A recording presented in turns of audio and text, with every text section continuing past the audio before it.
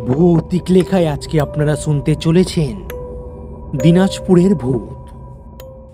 ঘটনাটি আমাদের গ্রামের। আমার গ্রামে একটি পালং গাছ আছে। সেই পালং গাছের নিচে এক বৃদ্ধ লোককে স্বর্ণের হুক্কা খেতে দেখা যেত। গ্রামের অনেক মানুষই দেখেছে তাকে, কিন্তু সবাই জানে জায়গাটা হন্টেড। ওখানে রাতের বেলা তো দূরের কথা, দিনের বেলা সেখানে যেতে সবাই ভয় পায়। ওই পালং গাছের সাথে এক লোকের জমি ছিল। বিকেল বা সন্ধ্যার দিকে ওই জায়গায় সে প্রায়ই যেত। তো একদিন তিনটা জিন তাকে তিনটে টাকার হাঁড়ি দেখায়। জিনরা তাকে বলে, তুমি যদি আমাদের দলে চলে আসো তাহলে তোমাকে এই টাকাগুলো দেব। তো যথারীতি সেই ব্যক্তি টাকার লোভে রাজি হয়ে যায়। তো রাজি হওয়ার পর তাকে আর জিনগুলো টাকা দেয় না, বিভিন্নভাবে আজ না কাল বলে ঘোরাতে থাকে। প্রায় 1 মাস লোকটাকে ঘোরায়।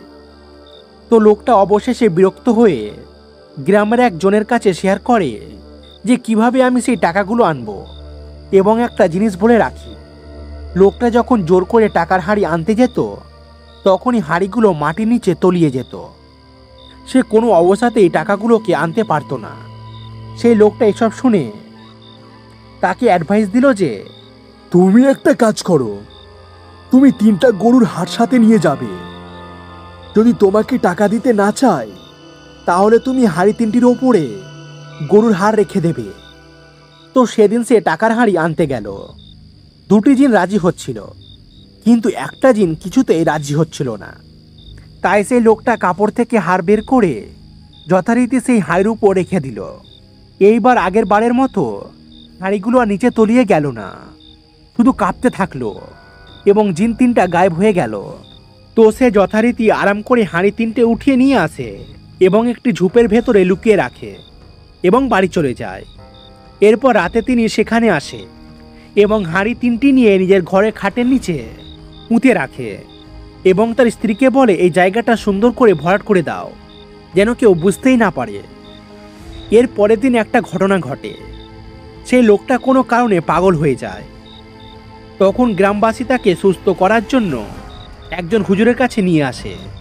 তো সেই হুজুরের একটা বিশেষত্ব ছিল যে তার 2টি স্ত্রী ছিল। একটি স্ত্রী ছিল মানুষ আর একটি ছিল জিনেদের মেয়ে। তো হুজুর একটি বালতিতে পানি রাখার পাত্র নেয় এবং গ্রাম থেকে একজন লোক নেয়। সে লোকের ভালো করে চোখ বেঁধে বলে, এবার এই পানিতে তাকাও। লোকটি চোখ বাঁধা অবস্থায় পানিতে তাকায় আর তিনি সব দেখতে থাকে এবং সব বলে দেয় কি ঘটেছিল। এরপর সেই হুজুর বলে, আপনারা কি কেউ টাকা এনেছেন জিনের কাছ থেকে? তখন তার স্ত্রী বলে যে আমরা টাকা আনিনি, অর্থাৎ সে অস্বীকার করে। তখন গ্রামবাসী মনে করে হয়তো হুজুরটা মিথ্যে বলছে। তো যাই হোক, তখন সেই হুজুর বলে, আপনারা যদি আমাকে বিশ্বাস না করেন তাহলে আপনারা 10 জন আসেন।